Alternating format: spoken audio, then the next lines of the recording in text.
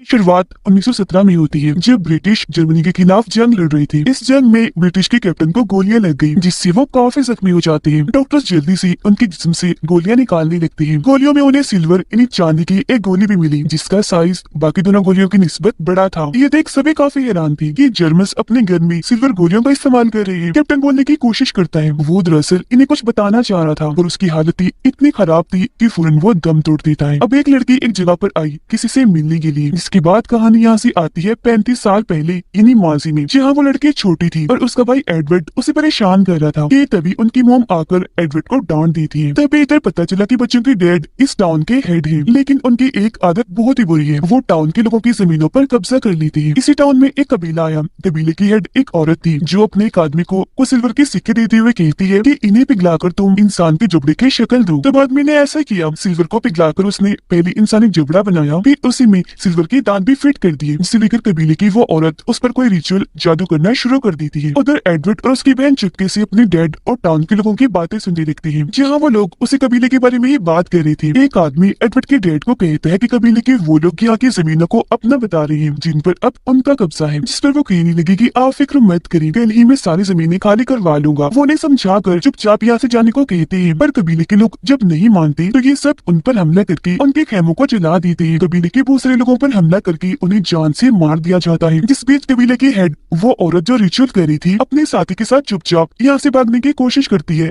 लेकिन पकड़ी गई और उसे एडवर्ड के डैड के पास लाया जाता है क्योंकि वो इस टाउन की हेड थी। वो औरत के पास सिल्वर जबड़ा देख लेती है, जिसे लेकर वो काफी गुस्सा करने लगी कि तुम इस टाउन में काला जादू नहीं कर सकती, तुमने ये बहुत बुरी हरकत की है, सजा तो मिलेगी। जिसके बाद वो अपने लोगों को कहती है कि इस औरत को इस जबड़े समेत ही जिंदा जमीन में दफन कर दिया जाए और इसका जो साथी है उसका भी काम तमाम कर दो। तो वो लोग पहली औरत के साथी का बुरा हाल करते हैं, वो उसके हाथ पांव काट कर कपड़े से उसे अच्छे से कवर कर देती है। जिसके बाद लकड़ी का सहारा देकर उसे रस्सी से लटका दिया जाता है, जिसे कोई स्केयर क्रो हो इन्हें खेतों में खड़ा हुआ पुतला। औरत को भी जमीन में जिंदा ही दफन किया जा रहा था, पर वो अभी भी नहीं रुकती, काले जादू की मंत्र बोलती जा रही थी। अब रात के वक्त एडवर्ड की बहन को उसी जगह का सपना आता है, वो वहाँ जाकर जमीन खोदती है और औरत को बाहर निकालने की कोशिश करने लगी, लेकिन वो लटका हुआ आदमी अचानक अपनी गर्दन मोड़ता है। वो डरावना क्रिएचर लग रहा था, जिससे डरकर एडवर्ड की बहन की आंख खुल गई। अब इसी टाउन में एक आदमी आया जो साइंटिस्ट है, उसका नाम जॉन था। वो यहाँ उस कबीले को ही ढूंढने आया था, जिस मकसद के लिए वो टाउन के पुलिस ऑफिसर के पास आता है जो उसका साथी था। एडवर्ड को भी अपनी बहन की तरह ही डरावनी सपने आ रही थी। सपने में जब वो खेल रहा था अचानक उसे कुछ ख्याल आया, वो उसी जगह पर जाकर वहाँ की जमीन खोदने लगता है और उस सिल्वर जबड़े को बाहर निकाल देता है। तभी उस औरत की आत्मा अचानक से उसे नजर आई, वो उड़ते हुए एडवर्ड के पास आकर उसे डरा देती है। वो जोर से चीख मार देता है, उसकी आंख खुल गई जिस वक्त वो बाहर था, क्योंकि नींद में चलकर वो यहाँ आ गया था। चिल्लाने की आवाज सुनकर उसकी मोम और बहन आकर उसे अंदर ले जाती है। अगले दिन एडवर्ड और उसकी बहन टाउन के बच्चों के साथ खेल रही थी कि तभी एडवर्ड का दोस्त सबको उसी जगह पर लेकर जाता है। वो सबसे पूछने लगा कि तुम में से किस किस को डरावने सपने नजर आते हैं जिसमें तुम सिल्वर जबड़ा भी देखते हो। तो सारे बच्चे हाँ बोलकर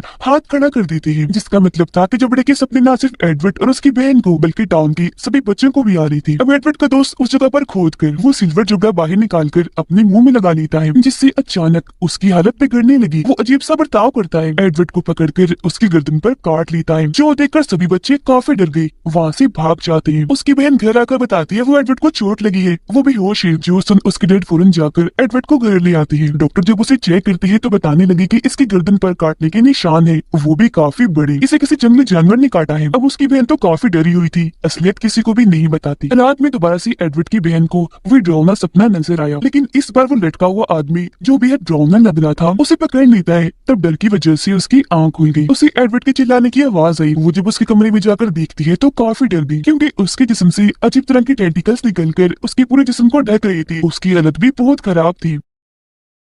ये देख वो काफी डर गई, चिल्लाते हुए कमरे से बाहर आ गई। उसकी आवाज सुनकर मॉम डैड भी नींद से जाग जाते हैं, लेकिन जब वो चेक करने एडवर्ड के कमरे में आए तो वो वहाँ नहीं था। इस वजह से उसके डैड अपने लोगों की मदद से उसे पूरे जंगल में ढूंढते हैं, पर वो कहीं भी नहीं मिलता। 2 दिन हो गए थे पर एडवर्ड का कुछ पता नहीं चल पाया था, जिस वजह से सभी काफी परेशान थे। अब पुलिस ऑफिसर जॉन को जाकर बताता है कि टाउन के हेड का बेटा एडवर्ड गायब हो गया है और मुझे पक्का पता है इस बात का उन कबीले वालों से कोई ताल्लुक जरूर है। अब एडवर्ड की बहन अपने सर्वेंट को लेकर चर्च में गई, जहाँ पर एडवर्ड का वही दोस्त पहले से ही मौजूद था। वो पूछने लगी कि एडवर्ड कहाँ है। इस पर वो कहता है कि मुझे खुद नहीं पता। दरअसल उसे याद ही नहीं था कि मैंने ही एडवर्ड को काटा है, क्योंकि जब उसे होश आई थी तो वो खुद वहाँ पर पड़ा हुआ था। तब यहाँ एडवर्ड की बहन उसे सारा किस्सा सुनाती है, जिस पर वो यहाँ पढ़ी एक किताब पढ़ने लगता है ताकि कोई मदद मिल सके। किताब में लिखा था कि काफी वक्त से कुछ सिल्वर के सिक्के कई हाथों में घूमते रहे, लेकिन जब एक औरत को मिले तो उसने सिक्कों से सिल्वर का जुबड़ा बना दिया, लेकिन बाद में काला जादू करके उसे कर्स कर दिया, यानी उसे श्राप दे दिया। जो पढ़ के वो काफी डर गया कि इसका मतलब यही वो जुबड़ा है जिससे मैंने एडवर्ड को काटा और उसकी गायब होने की भी यही वजह है। ये पढ़ वो काफी हैरान रह गया, फौरन चर्च से भागकर बाहर आ गया, जहाँ उसे अपने सामने एडवर्ड देखा जो घने जंगल में जाकर अचानक गायब हो जाता है। तभी वो देखता है कि झाड़ियों में से कोई चीज तेजी से मेरी तरफ बढ़ रही है। गौर करने पर उसने देखा कि ये एक क्रिएचर है जो अचानक आकर उस पर हमला करके जख्मी कर देता है। इससे पहले कि वो एडवर्ड के दोस्त को मारता, वो एक जगह पर आकर छुप गया, लेकिन क्रिएचर उसे देख चुका था। यहाँ आकर वो हमला कर देता है और इस बार उसकी जान ही ले लेता है। अब जॉन और उसका साथी पुलिस ऑफिसर एडवर्ड के डैड से मिलने आए। वो उनसे एडवर्ड और टाउन में चल रही चीजों के बारे में पूछने लगते हैं, जिस पर उसके डैड उन्हें जंगल में लेकर गए और एडवर्ड के दोस्त की लाश दिखाते हैं, जिसकी हालत बहुत खराब थी। उसकी चीर फाड़ की हुई थी क्योंकि क्रिएचर ने उसे खाकर बुरा हाल कर दिया था। इन लोगों को लगता है कि शायद किसी जंगली जानवर ने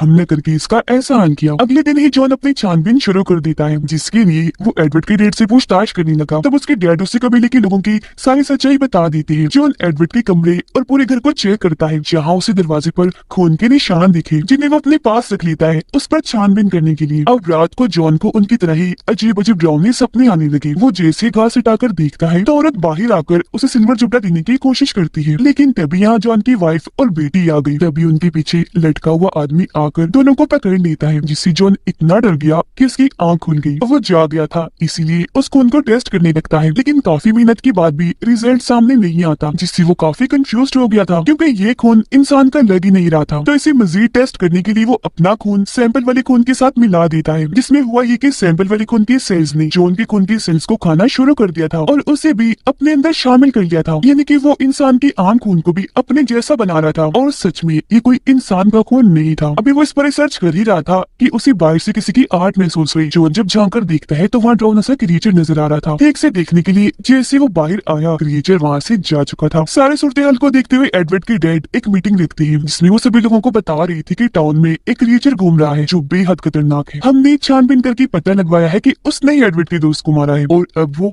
हमारे लिए भी खतरा है। उसकी बात को मजीद आगे बढ़ाते हुए जॉन बोला कि हाँ ये सच है, तो आप सब लोग अपने अपने घरों में रहिए और घरों को लॉक रखिए, क्योंकि वो क्रिएचर मैंने भी देखा है। अब टाउन के 3 लोग किसी काम से अपने खेतों में जा रहे थे, जहाँ तभी वो क्रिएचर आकर दोनों आदमियों पर बुरी तरह हमला करके उन्हें मार डालता है, जिसके बाद वो लड़की पर भी हमला करके उसे भी नोच देता है। वो बहुत जख्मी हो गई थी, पर जैसे तैसे अपनी जान बचाकर खुद को आजाद करती है और वहाँ से किसी तरह करके टाउन में वापिस आ गई। जो भी उनके साथ हुआ वो सबको बता देती है। ये देखकर फौरन जॉन और उसके कुछ लोग खेतों में गए, पर वहाँ दोनों आदमियों की लाशें नहीं थी। अगले दिन जॉन और एडवर्ड की डैड उसी जख्मी लड़की के घर आए, पर वो वहाँ नहीं थी और तोड़ दरवाजे पर भी वैसे खून के निशान थे, जिन्हें देखकर जॉन एडवर्ड के डैड को कहता है कि टाउन के सभी लोगों को खतरा है। मेरे ख्याल से जो भी जख्मी होता है वो भी क्रिएचर से इन्फेक्टेड हो जाता है, यानी क्रिएचर से मुतासिर, जिससे जाहिर है टाउन के सभी लोगों की जान को खतरा है।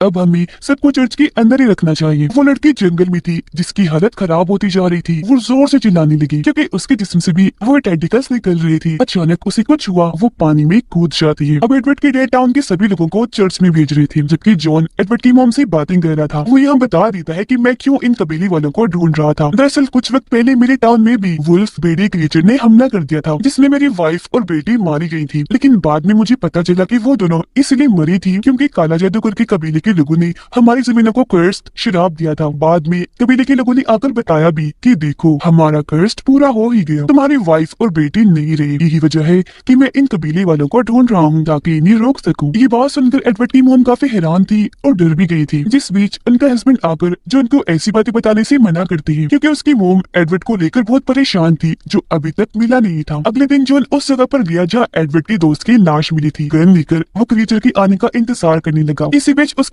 आंख लग गई। उसके सामने वो जख्मी लड़की हम देख पाते हैं, जिसके पीछे बड़े बड़े टेंटिकल्स थे और अब वो भी एक क्रिएचर बन गई थी। जो उनकी अचानक आंख खुल गई। वो काफी घबराया हुआ था क्योंकि उसके बिल्कुल सामने वो क्रिएचर आ चुका था। वो उसे गन दिखाता है पर वो जॉन की तरफ बढ़ता ही जा रहा था हमला करने के लिए, लेकिन इससे पहले ही वो क्रिएचर को अपनी बनाई हुई ट्रैप जाल में फंसाने में कामयाब हो जाता है, फिर उसे शूट करके मार देता है। और लाश को एडवर्ड की डेड के पास ले आया। क्रिएचर का पेट फाड़ने पर अंदर से वो जख्मी लड़की निकलती है, इन्हें जो एडवर्ड के सामने आई थी, जो अपने घर से भाग गई थी। उसकी हालत बहुत ही खराब थी, वो जिंदा थी लेकिन और ज्यादा क्रिएचर में बदलती जा रही थी। यहाँ उसके डेड भी थी, जो पहले तो अपनी बेटी की ऐसी हालत देखकर बहुत दुखी हुए रोने लगती है, लेकिन दिल पर पत्थर रखकर गन से उसे शूट करके मार देती है, क्योंकि वो सबके लिए खतरा बन सकती थी। ये देख एडवर्ड की डेड काफी हैरान रह गए और डर भी गए। तब उन्हें चुप देखकर जॉन को उन पर शक हुआ। वो उनसे कहता है कि ये मुझे कबीले वालों का दिया हुआ कर्स लग रहा है, मुझे सच बताओ कि तुमने कबीले वालों के साथ क्या किया। इस पर वो सारी बात सच सच बता देती है, जो सुनकर जॉन को काफी गुस्सा आया। वो कहने लगा कि तुम्हारी इस हरकत की वजह से सभी टाउन वालों को भुगतना पड़ रहा है, क्योंकि औरत ने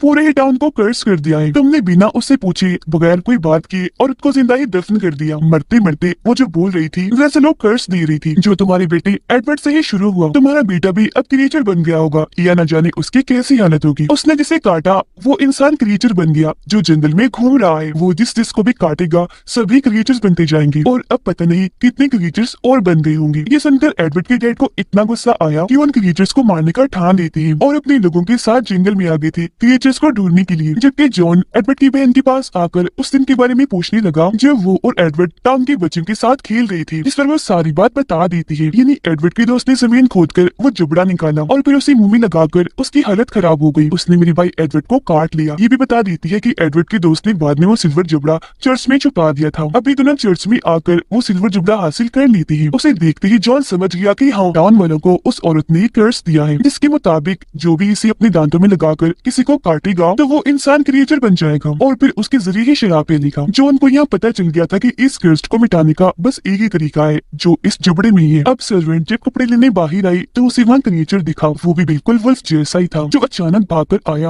और सर्वेंट पर हमला करके काफी जख्मी कर देता है। पर सर्वेंट घर के सभी लोगों से ये बात छुपा के रखती है कि मुझे क्रिएचर ने काट लिया है। अब यहाँ जॉन सिल्वर जबड़े को पिघलाकर उसकी गोलियां बना लेता है, क्योंकि वो जान चुका था कि वो क्रिएचर्स सिल्वर से दूर भागते हैं और मौका मिलने पर इन सिल्वर गोलियों से हम उन्हें उड़ा देंगे। अब यह गौर करने वाली बात ये थी कि ये सिल्वर गोलियां बिल्कुल वैसी ही थी जैसे हमने शुरुआत में देखी थी, जो कैप्टन के जिस्म से निकली थी। रात होते ही एडवर्ड की डैड भी वापस आ गई, क्योंकि उन्हें कोई भी क्रिएचर नहीं मिला था। अब जॉन उनके घर के चारों तरफ मशाले लगा देता है और खुद गन लेकर घर की छत पर आकर बैठ जाता है। उसकी नजर वहाँ लटके हुए कपड़ों पर जाती है जिन पर खून लगा हुआ था। वो पूछने के लिए एडवर्ड के डैड के पास आया, लेकिन उनकी बहस हो गई। एडवर्ड के डैड को सर्वेंट के कमरे से अजीब सी आवाज आई। वो गन लेकर कमरे में चेक करने गई, पर वहाँ कोई नहीं था। लेकिन जैसे उन्होंने पीछे मुड़कर देखा, वो सर्वेंट जो पूरी तरह क्रिएचर बन गई थी उन पर हमला कर देती है। इसी बीच उनके हाथ से एक मोमबत्ती गिर गई, जिससे वहाँ आग लग जाती है। पर खुशकिस्मती से एडवर्ड के डैड के पास गन थी, जिससे वो क्रिएचर इन्हीं सर्वेंट को शॉट करके मार देती है। गोली की आवाज सुनकर जॉन वहाँ आया, पर आग लगने की वजह से उसे ठीक से कुछ भी दिखाई नहीं दे रहा था। वो जब नीचे आया तो एडवर्ड की मोम उसे बताती है कि एडवर्ड की डैड अभी जंगल में गई है, अब उन्हें ढूंढ लाएं प्लीज। इस पर जॉन उन्हें कहता है कि तुम अपनी बेटी को लेकर जल्दी से चर्च में जाओ। खुद वो एडवर्ड के डैड को ढूंढने के लिए निकल जाता है। एक जगह पर आकर वो उसे मिल भी गई, जिन्होंने खुद पर पेट्रोल डालकर हाथ में मशाल पकड़ी हुई थी, क्योंकि वो खुद को जलाने जा रही थी। दरअसल जब वो सर्वेंट क्रिएचर से लड़ रही थी तो काटने की वजह से वो भी इन्फेक्टेड हो गई थी। अब वो क्रिएचर ना बन जाए इसलिए खुद को मारना चाहती थी। हालांकि जॉन उन्हें ऐसा करने से मना भी करता है, पर वो बिना बात माने खुद को आग लगा लेती है। घर में एडवर्ड की मोम एक क्रिएचर को देख लेती है।